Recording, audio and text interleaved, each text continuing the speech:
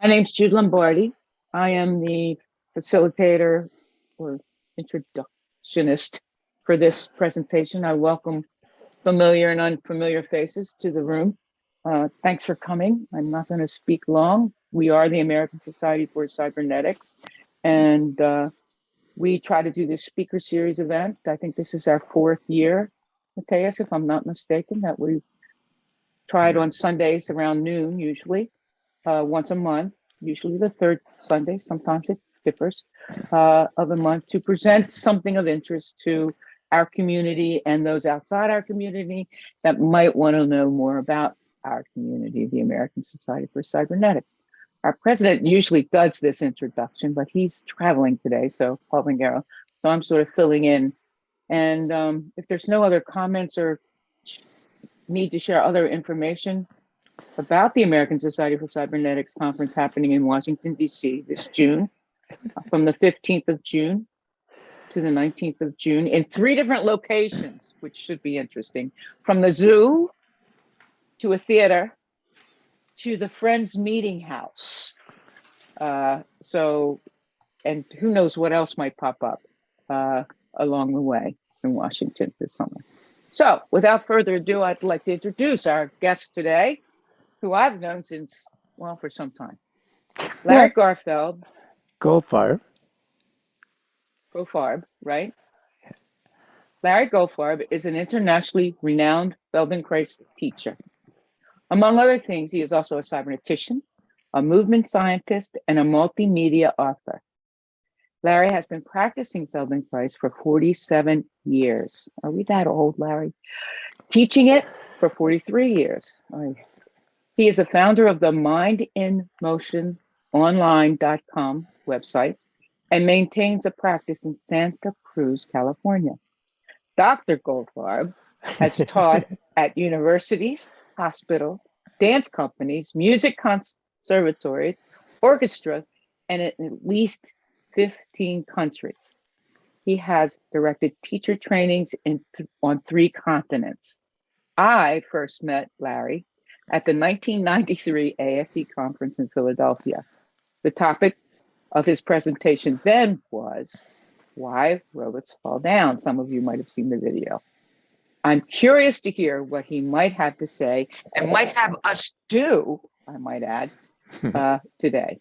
I am delighted to introduce Larry Goldfarb. Larry, you're on. Thank you so much, Jude. It's great to be here and to see. I don't know. I feel like my 2 communities are here. So I have been involved in. Well, actually, let me start somewhere different. Today's presentation is in honor of the 2 people who I think are most important in my work.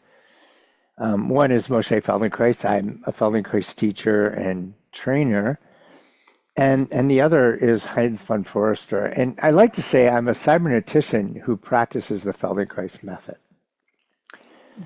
Today, I'm going to talk about somatics and second order cybernetics.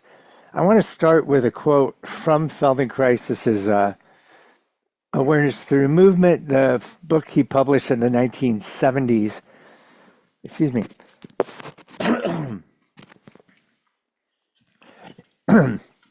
Introducing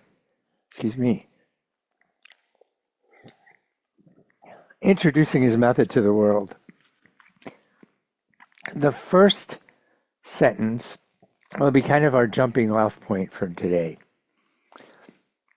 We act in accordance to our self-image. We act in accordance to our self-image. So I'm going to come back to that because I want to talk about it in terms of this idea of what a self-image could be. And here I mean it not in the common psychological way in terms of how we feel about ourselves, how we evaluate ourselves, but more in terms of your first person experience of your subjective lived experience in the moment. And then self-image becomes an interesting idea. And I want to come back to it and the problems that it might propose. But let's talk briefly about first and second order cybernetics. So from the beginning of cybernetics, let's say in the modern era, the Norbert Wiener's book, he used the neurological control of movement as an example of how feedback works. And in there, for instance, one of the things he talks about in the relationship between perception and action is what happens. This is a historical and hopefully stays that way example, but before we had treatment for syphilis, if you had syphilis and it progressed to the tertiary phase, the people who had syphilis would have problems controlling their movement. So they would have wild kind of hunting movements and all kinds of oscillatory difficulties. They lost control of their ability to move. The thing is that nothing was wrong with the motor aspect of their nervous system. What happened was that syphilis attacked the sensory cells. And because, this is the idea, because the person couldn't feel where their body was, they had a difficulty controlling it because they try to control their movement visually. So, they would reach for something and they would be missing it and they would overcorrect visually, but by the time they saw where their hand was, they would overcorrect and they would start oscillating and eventually shaking. This is thinking about movement in a first order cybernetics way. The meaning it's how feedback, having a goal or an intention, having a behavior you want to control, and using the sensation from the system, whether it's a thermostat or the way that you navigate through the world, it's looking at a system that you are not a part of. This is I think what I owe to my education in cybernetics is, in about concurrent with the contemporary development of what we now call somatics, or what was called bodywork in the old days.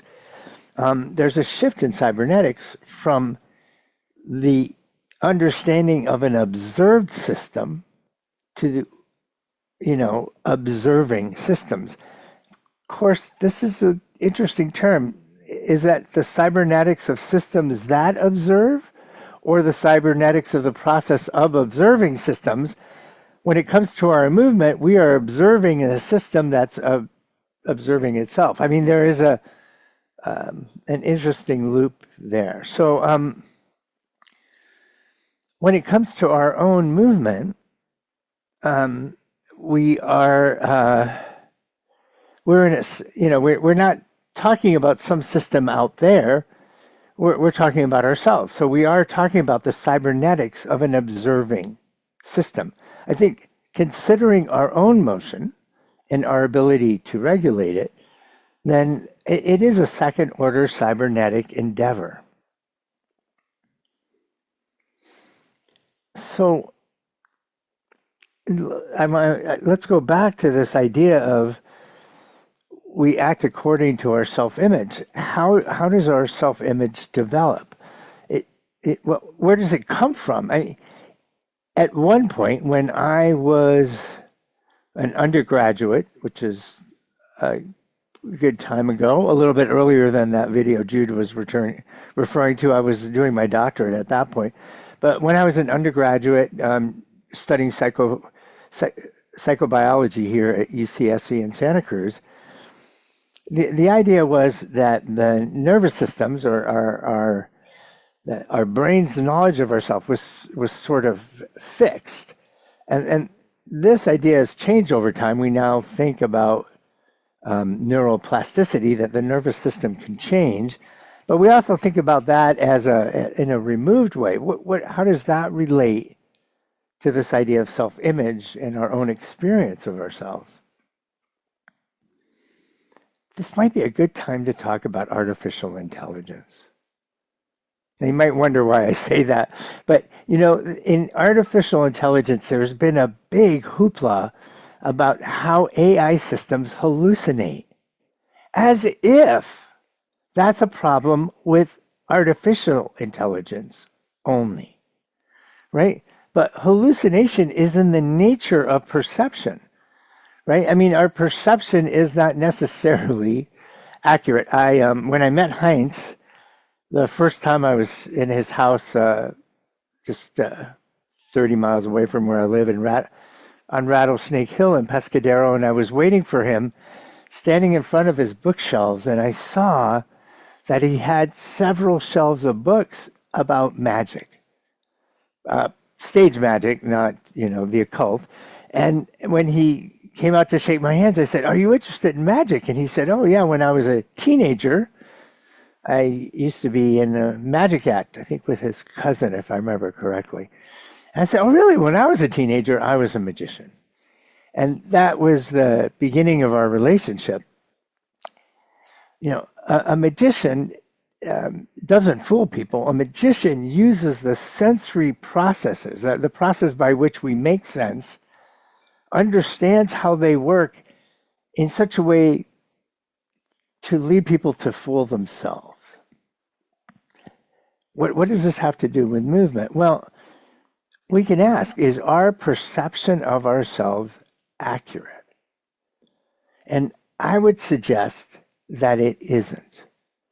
That our self-image, and now by self-image, I don't mean that, that in your brain you're looking at the homunculus or it's not something separate from us, right? I would say your experience of yourself, your first person experience. We have this naive belief that what we experience, especially physically, is reality. It's concrete and it's accurate. And I would like to propose to you that that might not be the case. Our movement is ruled by habit. When we learn something, and we learn it well, we forget that we've learned it. And we forget that we've forgotten it. It becomes automatic. The autopilot is in charge of it.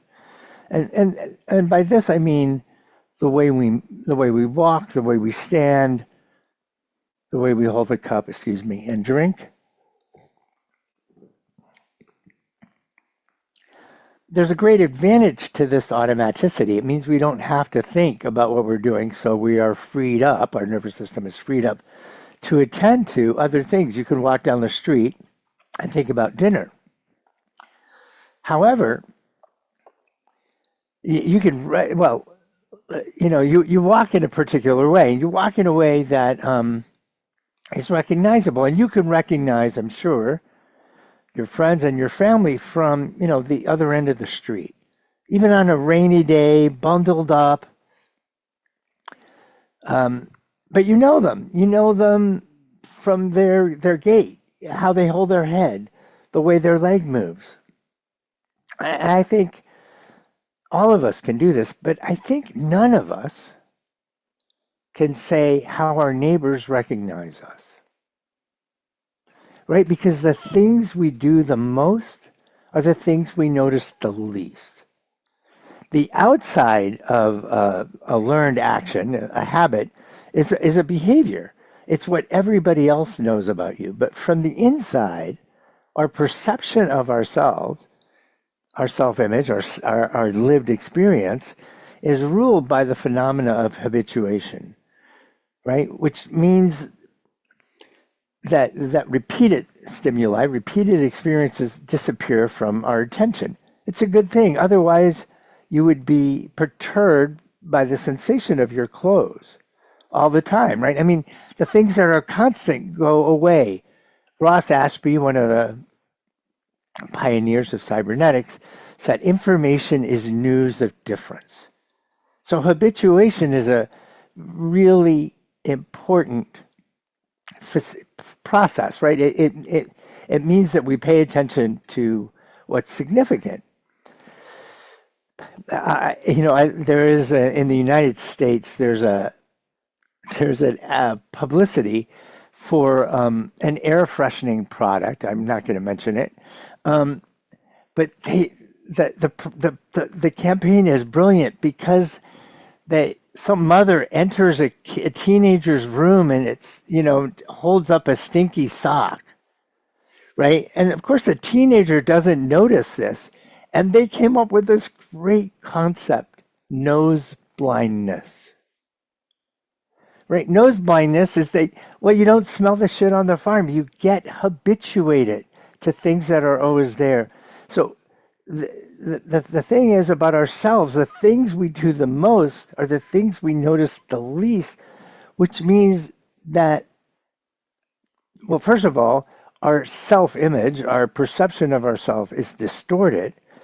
And it also means if the things that we're doing are in the control of the autopilot, it becomes difficult to wrest control from them. So, in a second order cybernetic model of the nervous system, I think it was Umberto Maturana said that the nervous system only has access to to the changing state, to its own changing state. Nothing goes in or out of the nervous system, right? Like in terms of vision, it's not like information, whatever that is pouring into your eyes. But as light hits the cells in your retina, it changes the already ongoing activity of the visual system. So what I would like to propose to you is that somatics, a somatic endeavor like the Feldenkrais method, gives you what I'd like to, well, I'd like to give you the experience of how you can, using this link between how we move and how we sense, that the way you move can change your perception of yourself and your way that you will then move after the fact. So movement affects sensation, affects the possibility for movement. So my proposal here, because I've noticed in some of our previous meetings that we get pretty far from the kind of biological physicality of the moment. I'd like to give you an experience of the mutability of our perception of ourselves. Is that something you'd be interested in participating in? Yeah? Okay. So Jude and I talked about this beforehand, and originally I thought of doing something sitting because you'll all be sitting. And Jude said, well, we're sitting all the time. Let's do something different. So I'd like to propose that you do something with you lying down. And you'll need a pad or a blanket. You can do this on the couch or sofa. The firmer the surface is, the better. You might need a pillow for your head or a couple of folded up blankets. If you'd like to turn the camera in your direction, then I can see you, and I like to see who I'm talking to. We're going to do kind of a classic Feldenkrais lesson. If you want to gather whatever you need, this is not a spectator sport. It really is something that I invite you to do experientially. If you're limited in movement, you can imagine what we're going to do. You don't have to actually move. And we'll modify it according to whatever your limitations are. All right? So I'll give you a moment to gather that. But please don't lie down yet. Before you lie down, I have something to ask you to do. Larry, should I take off my shoes? Take off your shoes, empty your pockets, remove your glasses, keep your hearing aids on.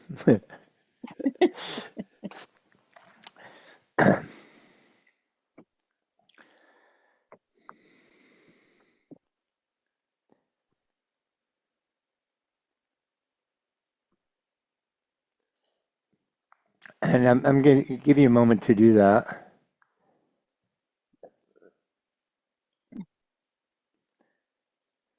All right. Mark posted a link there to a gate augmentation seminar. I'll check that out later, Mark. Thank you. Um, so here's the thing.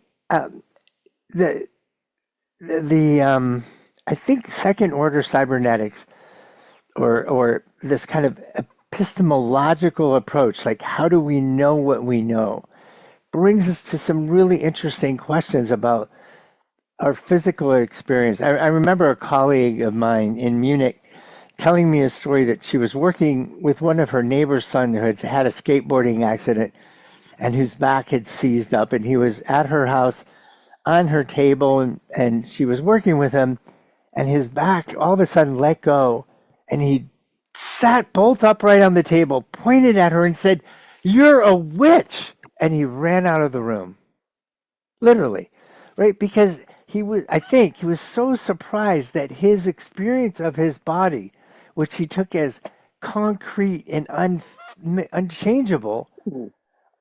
it wasn't within the realm of his comprehension to consider that that was mutable, right? So I would like to I love that. Okay, so I'm cracking up because Mark said that the webinar or the course that he put a link to, it's a workshop on how to change your characteristic way of moving to throw off movement recognition surveillance. That is so cool. All right, well, um, this is more about Larry, another recogn. question. Please. Should we stay muted, or should we turn our mute off? On Oh or no, off? you please stay muted because I think it can be distracting. If you have questions, feel free to pop them in the chat or to ask me. Yeah, don't wait until the end. So wait, before you lie down, oh, you all are lying down already. Sit up for a moment. If you're still sitting in a chair, stay where you are. Just sitting is fine. Find a comfortable way to sit. And now slowly, just take a few moments to notice how you're sitting. So where your weight is on your bottom, how your feet touch the floor, what you notice in your back, in your breath.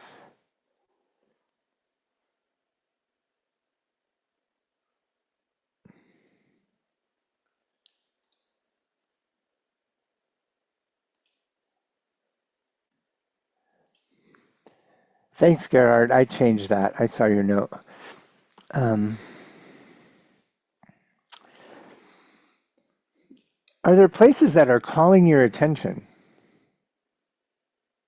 Are those places that you know really well or something that's unfamiliar?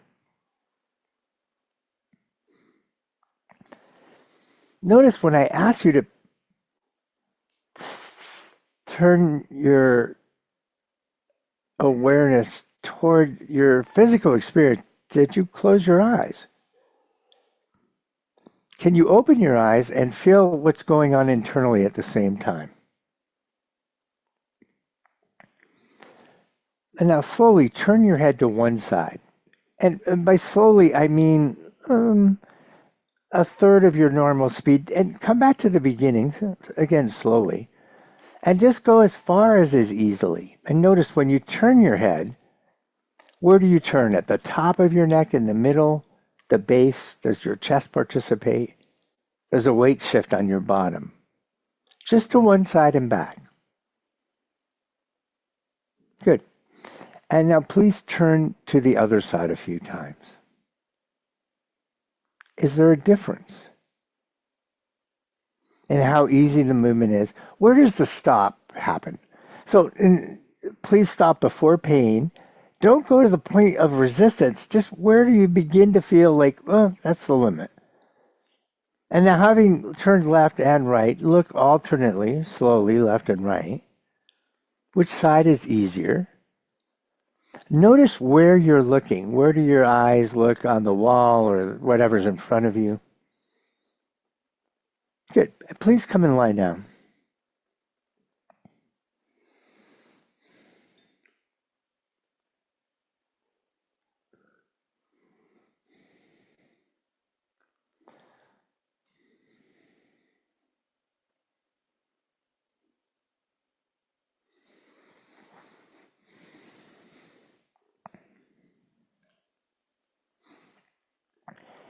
You can lie with your legs long or your knees bent, whichever's more comfortable. You adjust according to your needs. And before we start with any movement, I'll ask you to take a few moments just to sense what you notice. What comes to your attention first?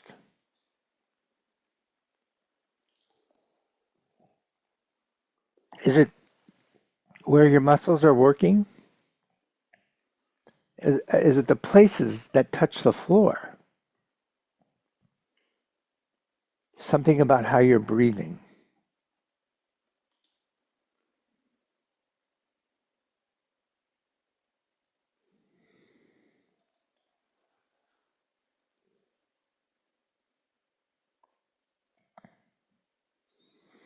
Do you notice how you're arranged on the floor? Like how close your feet are to one another? Are your hands closer to your sides than your elbows? Or vice versa, or the same distance, or your forearms parallel to your spine?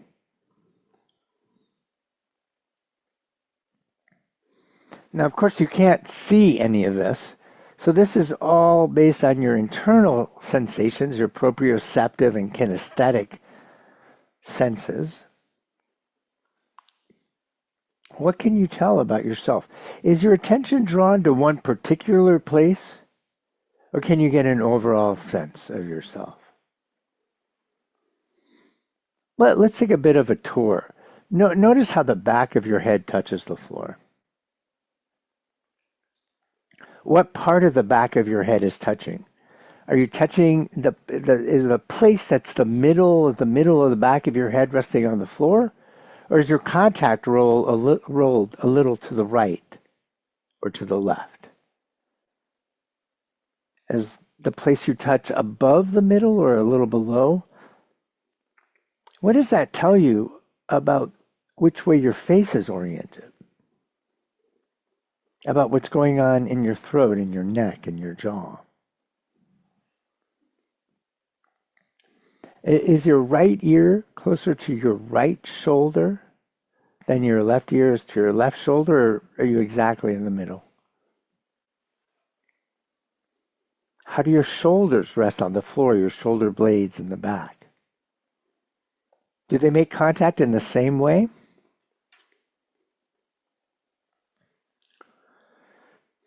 And now notice how your left arm touches from the shoulder, the upper arm, the elbow, forearm, and your hand. And the same thing on the right side, from your shoulder to your elbow, to your wrist, to your fingers. Does one side rest more fully on the floor? Does one side feel heavy, or does it push? Does the other side feel lighter? Does one side feel more contracted? How about your legs? What do you feel in the muscles of your legs? If your legs are long, how do the backs of your legs, from your buttocks to your heels, make contact? What's the difference between the left one and the right one?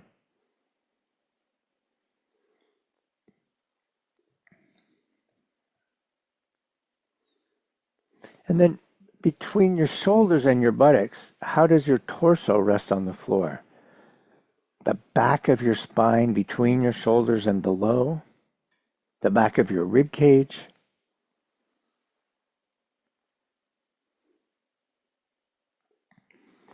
You'll notice some places don't touch, like the back of your neck, your lower back.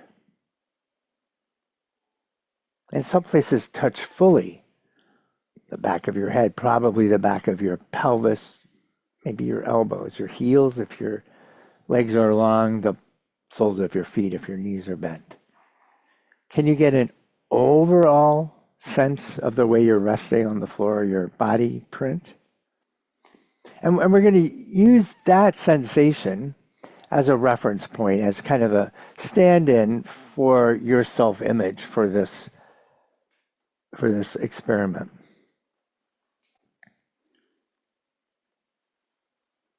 So can you get a sense of the big picture, the gestalt? If you were to make an imprint on the floor, what would it look like? What places would be clearly touching, clearly not touching? Good. The following experiment, if you haven't done this as a Feldenkrais lesson, let me tell you a few things. I'm going to describe some somewhat unusual movements, I think, in what may be unfamiliar positions for most people. I'm going to ask you to do these slowly. This is not about stretching or straining or strengthening. It's really about sensing what's happening. And the thing is, if we come back to what I spoke about habituation and this way we grow accustomed to and lose track of what we're doing, I think that one of the big questions is, how do you notice the things that you don't notice? How do you break through habituation? What is dishabituation like?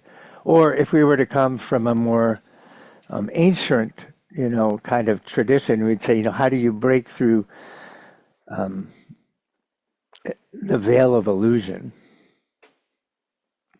So would you please bend your knees, put your feet flat on the floor.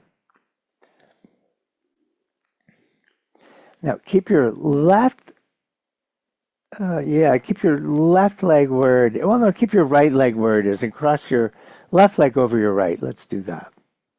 So cross your left knee over your right knee. Yeah, your left knee over your right knee. So the back of your knee is on your thigh, if you can do that. If you can't do that, you can cross it a little bit more of an open way. And now, keeping your right foot flat on the floor, so as if it's stuck to the floor, and keeping your knees together, tilt your knees a bit to the left and come back. All right, so if you keep your right foot flat on the floor and the outer edge of your right foot doesn't move, this will limit how far you can go. And that's kind of a safety measure. So at the beginning, just to make a really small movement, come back. If you've done it more than 3 times, you're going too fast. Or go slowly. The right foot stays flat. Your knees move together toward the floor. Don't go as far as you can. Come back again. Notice what happens at the very beginning. The moment your knees move to the left, the point of pressure behind your pelvis changes. And then come back. Let the weight of your knees, of your legs, carry you to the left. So basically, gravity is doing the work, right? You're falling towards the center of the earth, and you're controlling the rate of the fall by how you decontract the muscles. Now, how do you bring your legs back?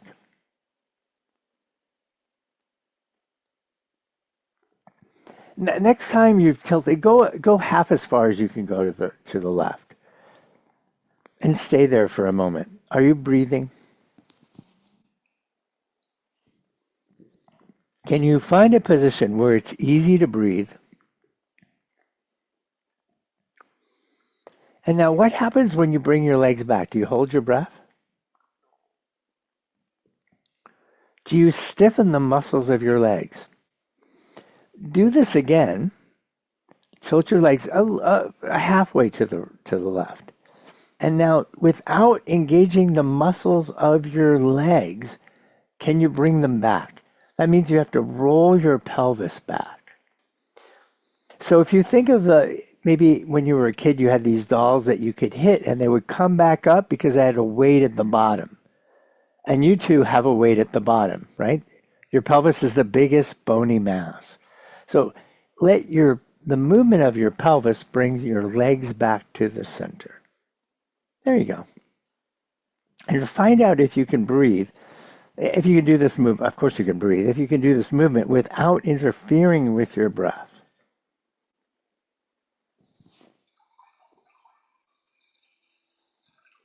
Good. Stop, uncross your knees, rest a moment. This approach is the suffering is optional approach to learning. So if anything feels uncomfortable, please do less.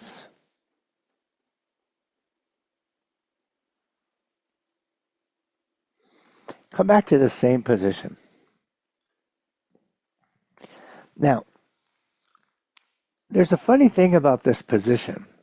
Well, actually, uncross your legs for a moment. Uncross your legs.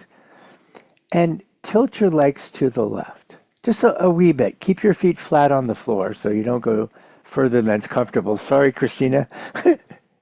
You could turn the other way and then we won't see. I'm not looking, I promise. Yeah.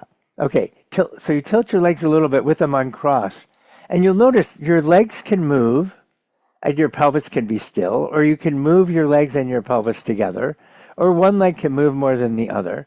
But you have the option of moving your legs between your feet and your legs between your legs and your pelvis can move.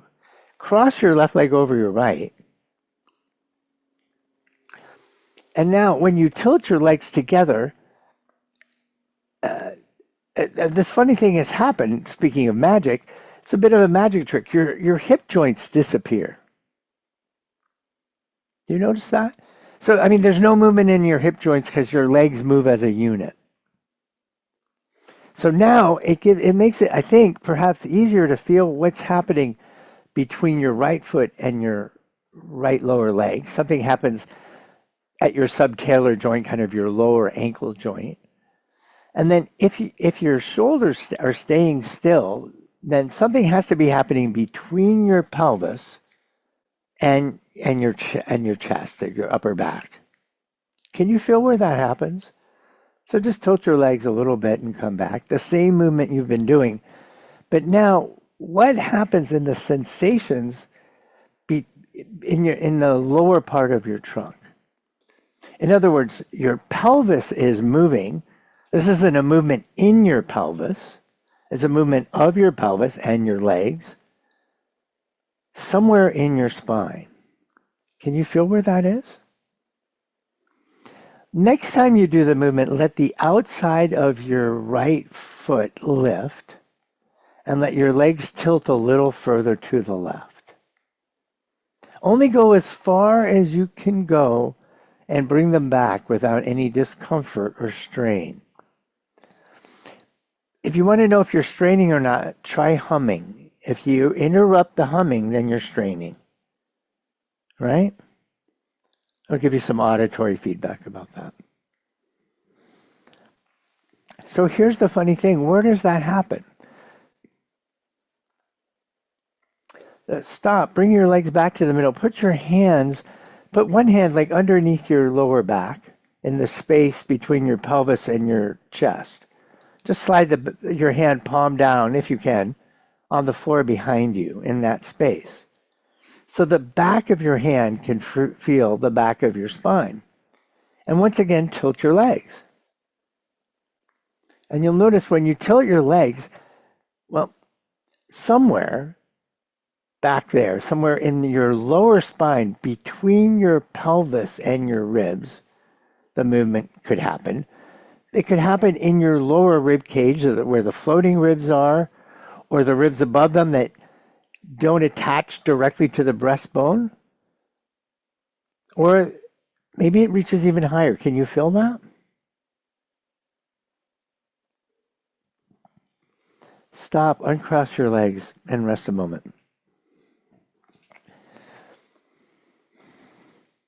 Our perception of ourselves here is based on our life experiences, right? How we learn to move, whatever accidents, injuries, traumas happen, and how you accommodate it to them, how those accommodations became habitual and out of awareness, unconscious. So, where do you think the movement of the pelvis happens?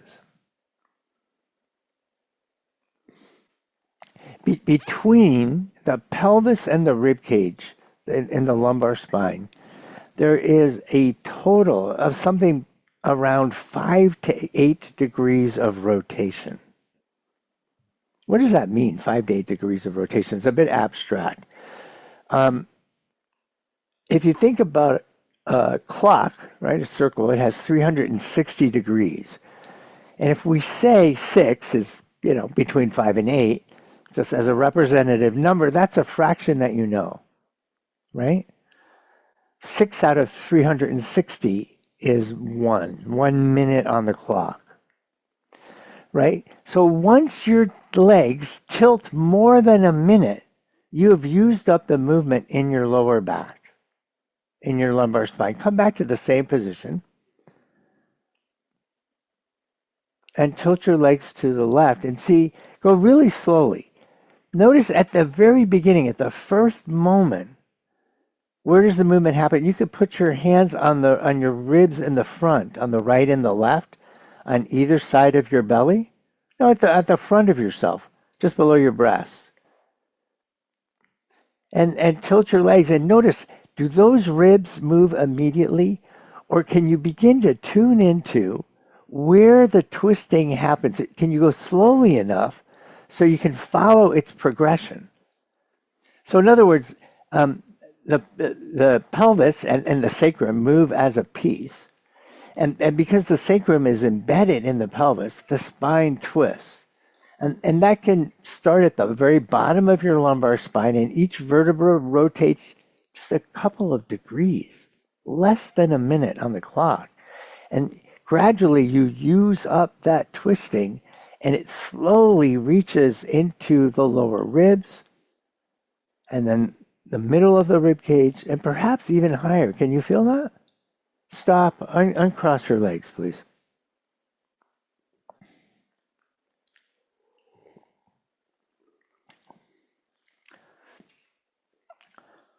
So here we're using a couple of things. I'm asking you to slow down.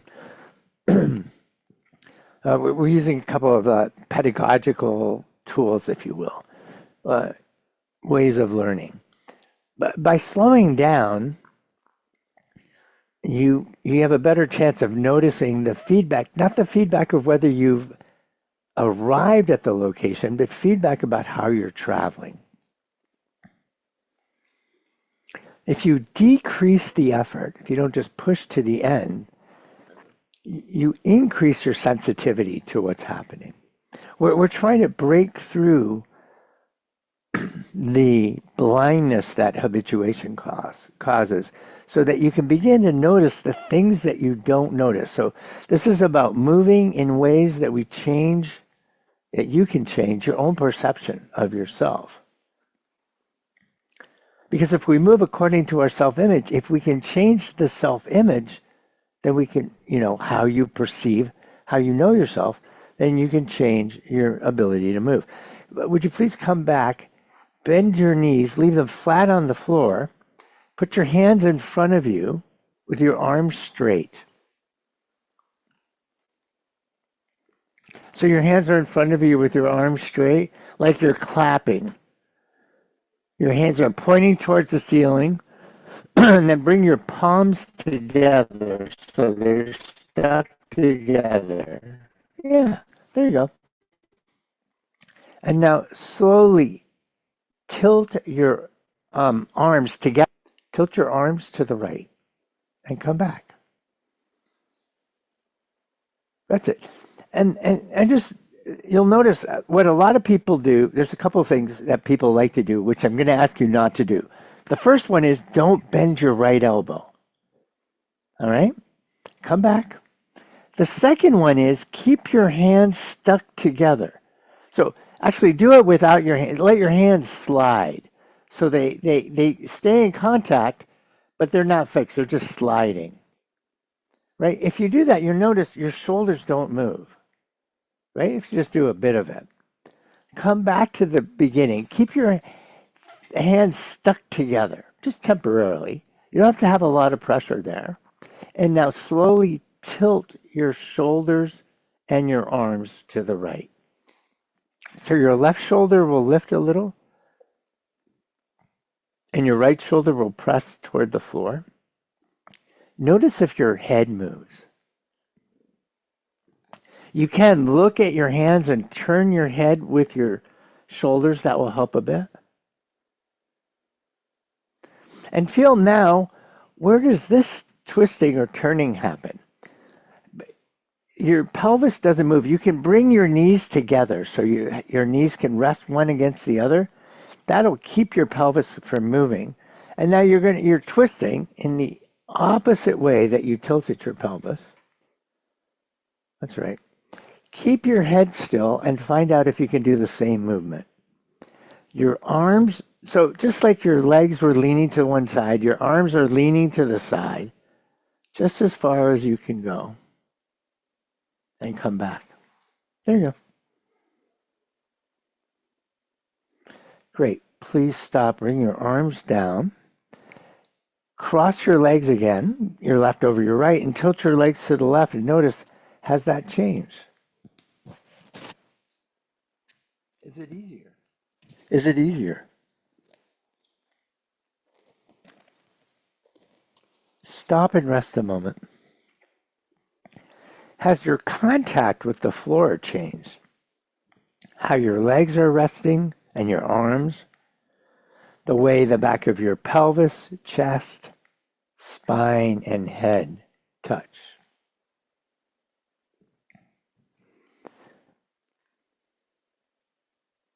Bend your knees.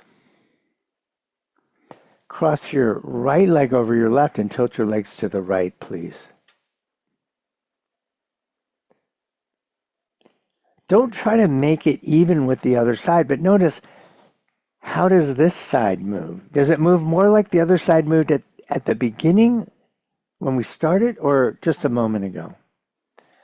And can you use what you sensed before? Just do what's easy to tell yourself how you're twisting on this side. We're usually different from one side to the other. How far does the twisting reach through your spine? Is it just in your lower back, your lower ribs? Does it reach your breastbone? Just go slowly. You don't want to go to the end of the end of the stress, the end of the movement. If you stretch, if you strain, the muscles will react against that to protect themselves, and you'll have less of an effect. It's for many people counterintuitive at first that doing a little can make a big change, but what we're after is a change in perception, right? So we're this is about noticing a difference in how you move, not in trying to move more. That's it. And if you're leaving your the outside of your left foot on the floor, you can lift it up a little and find out if you could tilt a bit further. Only go as far as you can come back easily. Can you come back by using the movement of your pelvis to bring your legs back? So the weight of your legs carries you to the right, and then the work of your pelvis and your trunk brings your legs back.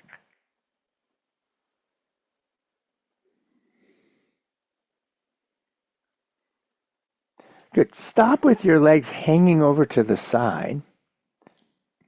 somewhere easy. And now just make a movement as if you wanted to, you can breathe in with your chest or just make the movement of kind of making your chest bigger. So you kind of heave your chest, you lift up your breastbone like a little kid playing a superhero. Just make your chest really big and then let it go. Do that slowly. Make your chest big, expand your chest. And what happens with your legs when you do that? And then let your chest go. Do you feel how your legs are pulled back a little bit?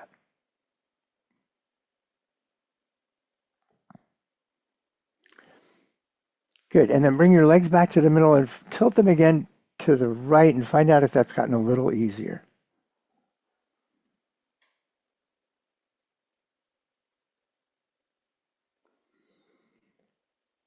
Is there some place in your chest, in your spine that moves that wasn't moving before?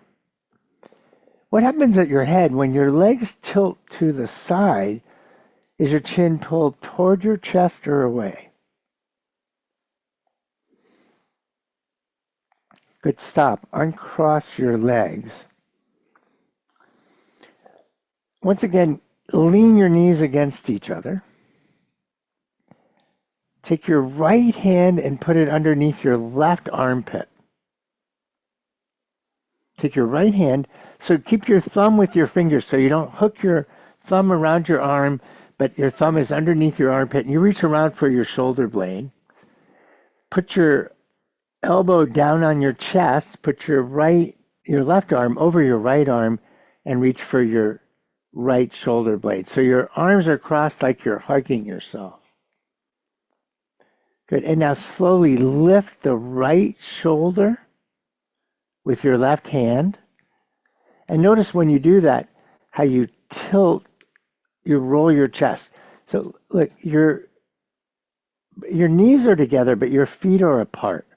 So they're kind of leaning against each other. And the idea is to be in that position so that your pelvis doesn't move. So you lift your shoulder and bring it back. A few times. Feel how that changes the pressure behind your chest. Does your head move? Good. And now lift the other shoulder. With your right hand, lift the left shoulder. Is this easier? What happens underneath your right arm? Can you feel how your ribs and your breastbone move? Can you feel the changing pressure behind you?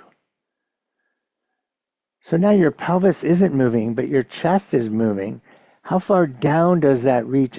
Does it reach your lower ribs or your lower back? And now alternate from side to side.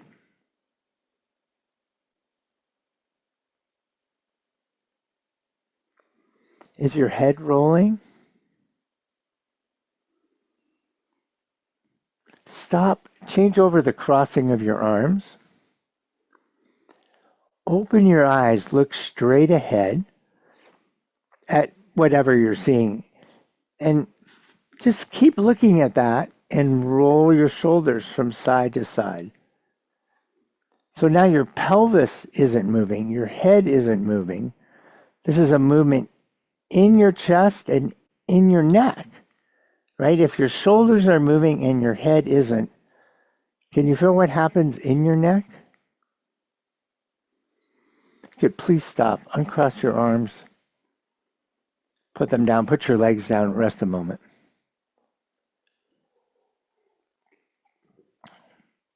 We're almost done here. How are you resting on the floor now? How's the space behind your neck, between your head and your chest? The muscles there and in the front of your throat. How about in your lower back, between your pelvis and your chest? How do your limbs rest on the floor? What do you notice about your breathing? Please bend your knees, cross your right leg over your left, and tilt your legs to the right. Has the tilting improved from what you did up above?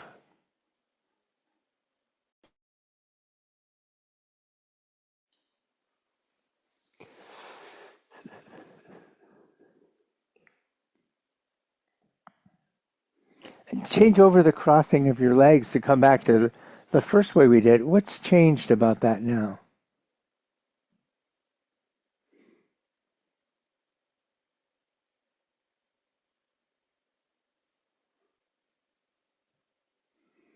What happens between your shoulder blades? Does the movement reach your head? Please stop, uncross your legs. Roll to the side and come up to sitting. Come back to the place that you were sitting when we started, on the floor or in a chair. Take a moment to notice, how are you sitting now? How does your pelvis touch? How do your feet make contact? What happens in your spine and in your neck?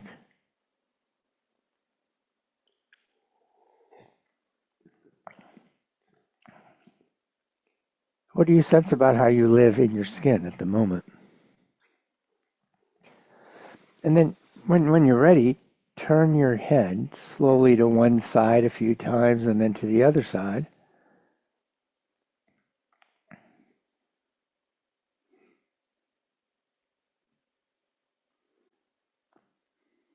Has something changed? Have you changed? Is it just your movement, or is it how you sense yourself from the inside out? We move according to our self-image, right? According to the way we know ourselves. And these things change together.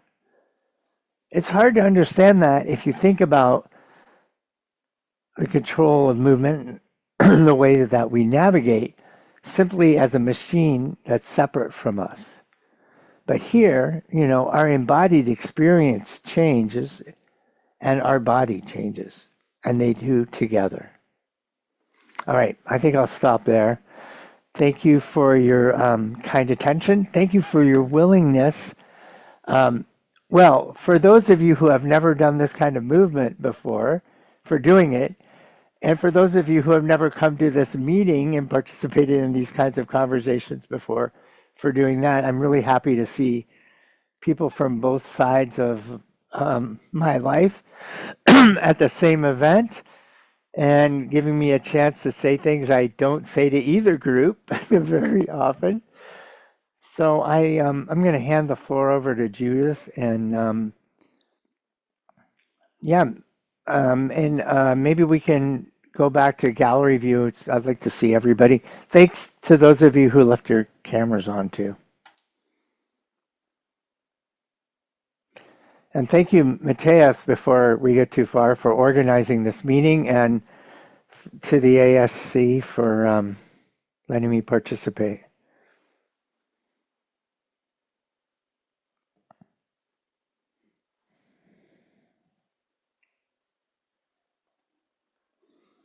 Jude, you're on mute.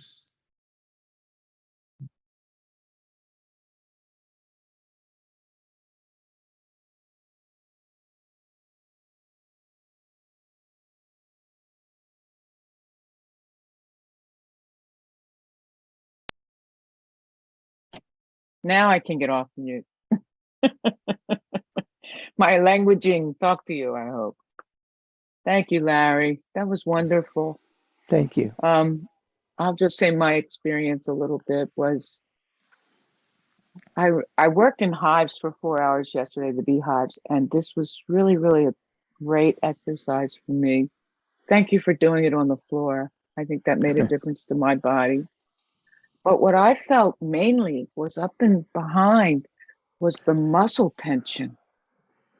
And maybe through the process, I felt less muscle tension. Mm-hmm. And in the end, I felt like my body was more flat on the floor, or grounded, if you will. I will. So that's all I have to say. Cool. Others? Thanks.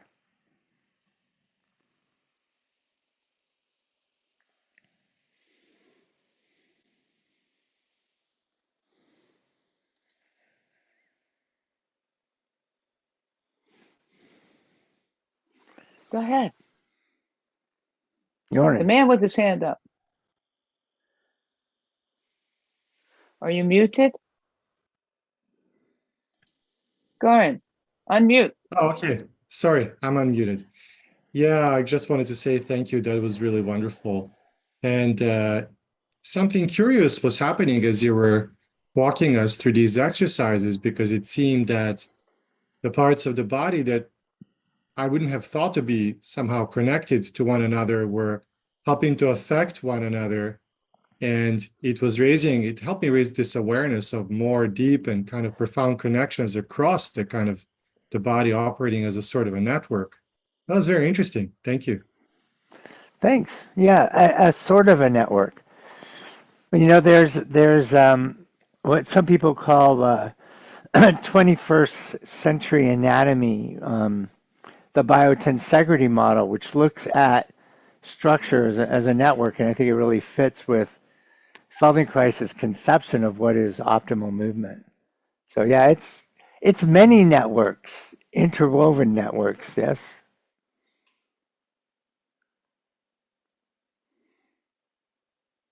Thank you, Michael. Janet, I saw you raise your hand earlier.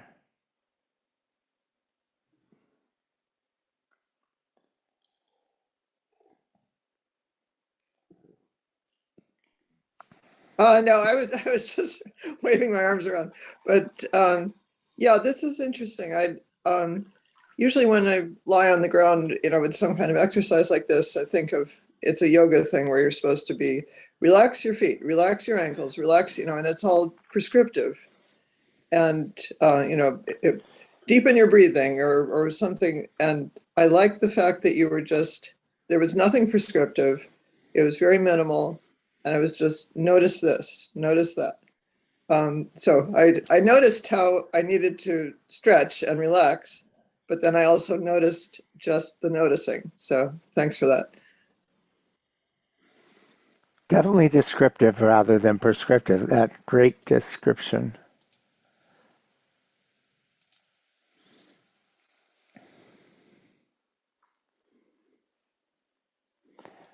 Okay, I would be remiss if I didn't say the following. Just permit me this. I am starting a new Feldenkrais teacher training program in the Netherlands in this coming summer, and I'm just putting the link into that program in case you want to learn more.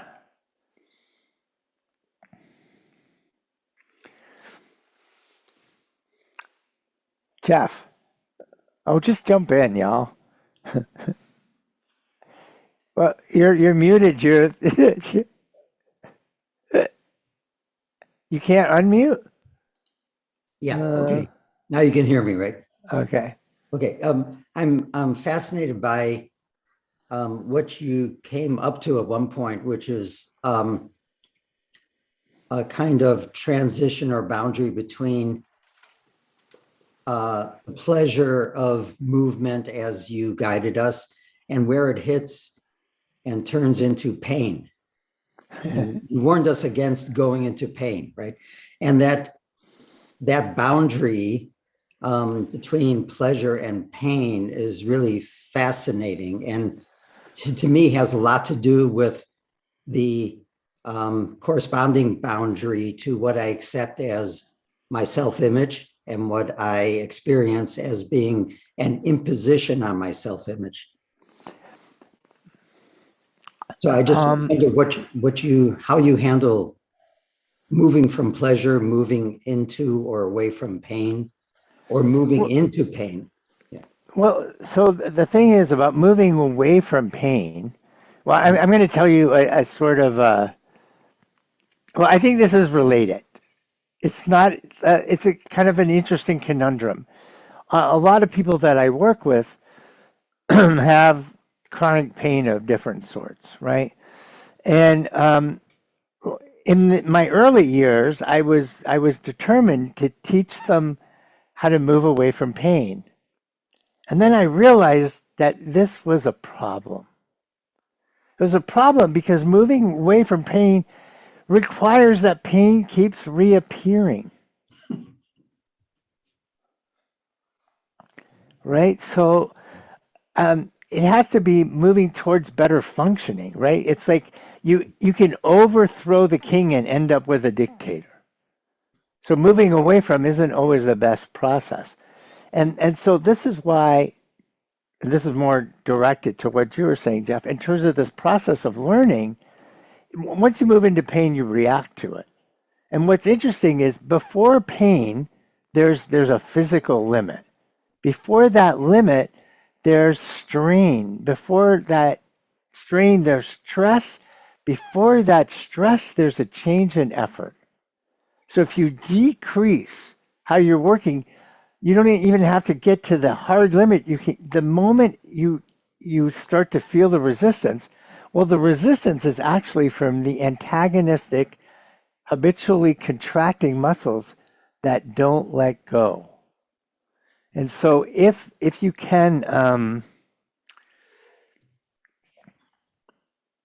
if you can honor that limit, then you don't ever have to reinstate the resistance. You know, and so I think that's where, you know, the suffering is optional mode comes in. You know, it's not more pain, more gain. It's no pain, more gain. What about in going further into pleasure? Like where does pleasure function for you? Well, I mean, the idea here is to stay within the pleasurable limit. You know, it's by learning through what feels good.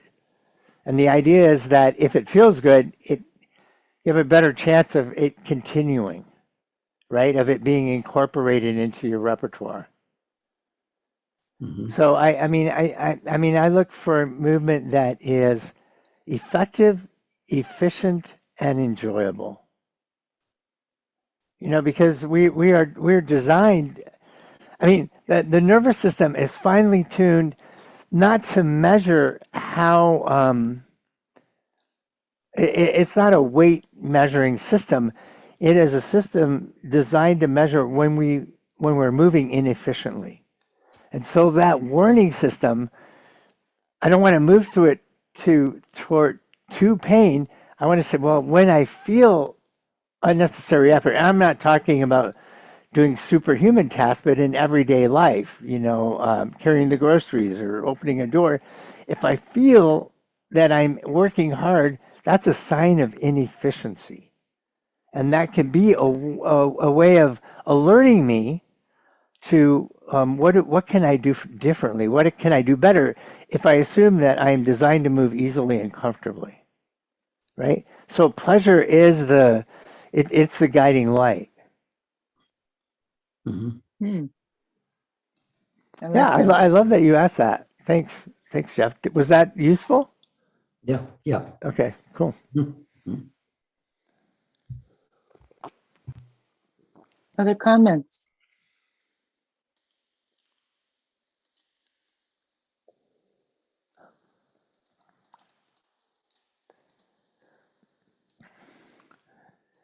Okay, my friend Sage told me that that the link wasn't right, and it wasn't. So there's the correct link. Sorry about that. Thank you, sir.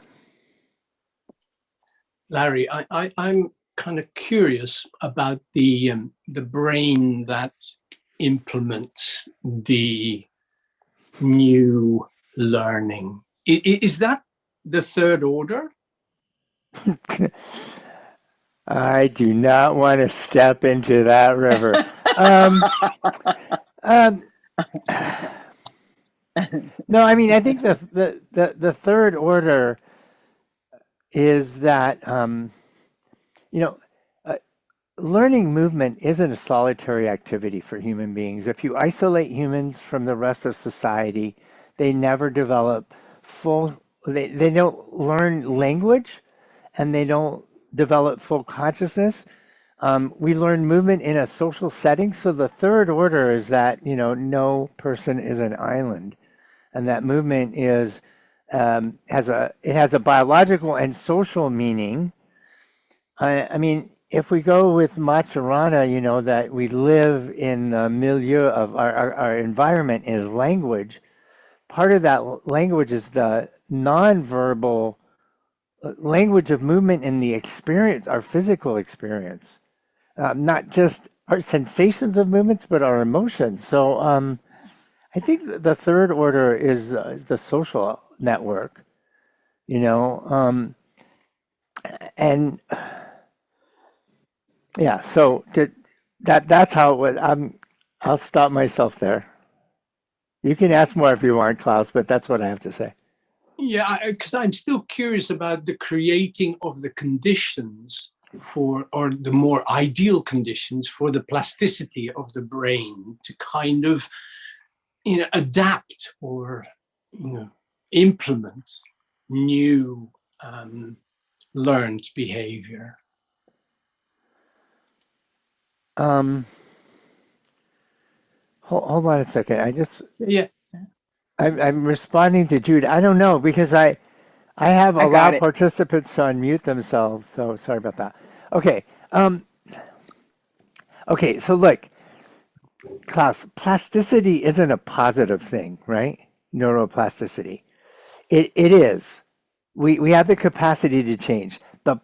That for better or for worse, right? Because we adapt to things and that adaptation might not be useful. And like a limp, yesterday's solution becomes today's problem, yeah, right? So the thing about that, what what we know from neurophysiology and from studies is that the part of the brain that learns language, the window for change is limited. It closes, right? Somewhere between whatever. But after a certain point, you can't learn it. But when it comes to movement, our brain is designed to adapt throughout our lifespan of an ever-changing body. It's necessary, right? Excuse me. So what I think about the Feldenkrais method is it's a, if you'll pardon the use of the word technology, it's a technology for updating the autopilot, right? And it's not about brain hacking like these clever tricks, but it's about really changing how we live in our body, which is how we know ourselves in this most fundamental way. And I just want to, I'm so glad you asked this because Moshe, we, in our morning study group today, he said something I never heard him say, and I love this.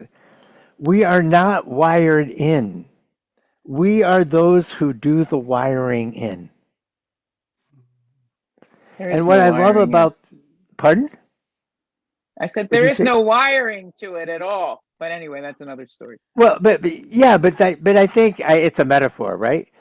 But what I think But is it's that not a very good metaphor. it's a metaphor from the 1970s, for somebody who was enamored. But look, what it means is that we are not our our the way that we live in ourselves, how we feel about ourselves, and our abilities, what we can do, is changeable. And what makes it hard to change is the things that we already know because our habits keep getting in the way of what we want to change. So I think it's great to say, when I meet people, what I do is help people change these things that have become automatic and difficult, if not impossible, to change. That Yeah. I think that's the good news that we're changeable, and I understand that as a cybernetician. That that that that there that by changing changing how we move changes how we perceive ourselves, and that changes how we can move. In terms of what you're saying, Klaus, we can change our brains, right? That's what's really cool, and this is a methodology for doing that. Yeah, Jude. Yeah. Yeah. A couple of things. Um, this the statement earlier about descriptive versus, or not versus, but other than prescriptive. I think that really embraces the second cybernetic positioning, that your approach is descriptive, tells me that you're a cybernetician. Matt Tirana talked about languaging, And that Right. entails all the body movements in the milieu, in the environment. So it's built in. And my third comment, while I question your use of the word wiring, I liked your use of the word technology. And one of the things in the 60th anniversary we're looking at is technicity. Languaging, technicity, and archiving were three of the themes of the upcoming conference in June. And so is Feldenkrais sort of a technique for changing our structural determinism? Oh, definitely. I think so. Yeah, I mean that's what I think that's what I'm trying to give as an example here. And in terms of, you know, no, you know, this is like we could say languaging the body, but again, the body is like not separate from, you know, this whole Exactly. idea, right? It's yeah. It's immersed in the milieu. And the languaging arises in that relational space between the bodyhood and the milieu and the environment. While the bodyhood and the environment generate the milieu where the sympoiesis might occur in relation to the autopoiesis, Claudia. Yeah, absolutely. Yeah. Is that aimed at Claudia Fernando? She would No, I appreciate was that. thinking, Michael. well, I was speaking directly to Claudio. We did, there's this whole conversation going on right now between autopoiesis and sympoiesis, and Christina might be able to help me with that. All right, we have two hands up. I think Michael was first, and then Christina. I see you, Christina. Okay. You're second. No, Thank she you. needs Okay. to say something now. Hold on, Michael. I think she wants to say something in relation to what the theme we're on, Mike. If you can just hold on a second. Can you Christina. unmute, Christina? She can't unmute. I don't. Okay. Here. Hold on. Let me see if I can do anything about that. I don't know what's going on there. Mateus can handle it. Okay. No, it's Okay. okay. Oh, sorry. Okay, Google. Michael, go ahead. Okay. Is she ready now or no? Can you speak, Christina? Christina? Are you unmuted? Christina. Okay. About the structural determinism, I Thank think you. that this exercise, let's say, reinforces, in my perspective, reinforces the structural determinism, because as you move, as you change your perception of yourself, as you change muscles and articulations of your body, you change what you can do. You add something to the flow of the structural changes that exactly changes your perception and what you can do next. Thank you. Thank you, Michael, for allowing Christina to go. I thought it might be related to what we were talking about. Yeah, well, it's what I have to say is actually somewhat related to what Christina was just saying. If we look at movement in an environment as an overt behavior, that overt behavior results from covert processes, which you can't see. And when you're in interaction with another human being and you hear them say words, which production of words and language is an overt social behavior by its nature. You're using your breath to modulate your lips and teeth and tongue to elicit something. But when that's received by someone else, to the extent that you've developed the awareness of yourself and you can feel how that message is coursing through your inner system, that covert process, and it stiffens your back or raises your hackles or you clench your fists, by becoming more aware of it, is the goal of Feldenkrais to then make it, what did Larry say, that we are designed to move more easily and comfortably. So to the extent that we have mastery over our overt behaviors, that we then gain control, better control over our covert processes, so that we can interact and work and live and breathe more easily and comfortably. Um, I, I like the spy aspect of that. Um, um, yeah, maybe let me say it in a kind of instigative way. I I think without changing the covert process, you can't change the overt one. Without changing how you know yourself, you can't change how you move. So if you have a kind of just do it differently, then it's like if you, so here, this was Feldenkrais's favorite example. If somebody is standing like this and you bring them up to standing correctly and you say stand this way, they're going to end up right back here because it's as if because they experience slouched over as standing up. So when you correct it, they experience that as an error. So without changing the way we perceive ourselves, we are ruled by habit, right? And so without it's interfering with that sensory motor loop in a way to unravel the way that it's fixed, which is the way it's distorted. I mean, I think the structural determinism for me, Christine, is that we move according to our self-image, not according to our structure. And it's when we understand our structure better that we improve our functioning, because it determines what's possible, but we may not know it through our experience yet. So that may be the opposite of what you were saying, but that's how I think about it. I don't know. Christina, Please. we need to wrap up soon, but Christina, would you like to comment? She would, but she Okay. can't. She can't. Again, the mute is very weird. Okay. Okay.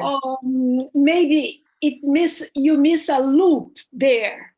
Okay. In becoming aware of who you are, or this self-knowing, and changing your structure. So I think it's a loop that is missing in this reasoning. Which probably. makes feedback, which makes it feedback, that third relational dynamic. Thank you, Larry. This was wonderful. But it is 1:29, so we need to wrap up, and I'm going to ask Pile. But the one other thing I just want to say was, in your description, Yeah. and the conversation with Michael, it became even clearer to me that your approach is one where the other doesn't tell oneself, the other guides oneself through Feldenkrais to change. Absolutely. It's about your own agency to do this. Right? Thank you. Thank you. Thank you. I love it that we got to do an experiential exercise during the speaker series. That's fantastic. Maybe we can do more of that in the future. Pile, would you like to speak to ending the meeting? Pile is not here, Jude. She had to leave because of her connection. So thank you very much, Larry. Yeah. Thank you. So please join us in our next speaker series. It will be 21 April noon. And we will have Pile and Jorge Mutfoses speaking about natural drift and its implication for how we think and act. So we will send the invite to everyone. And till next time.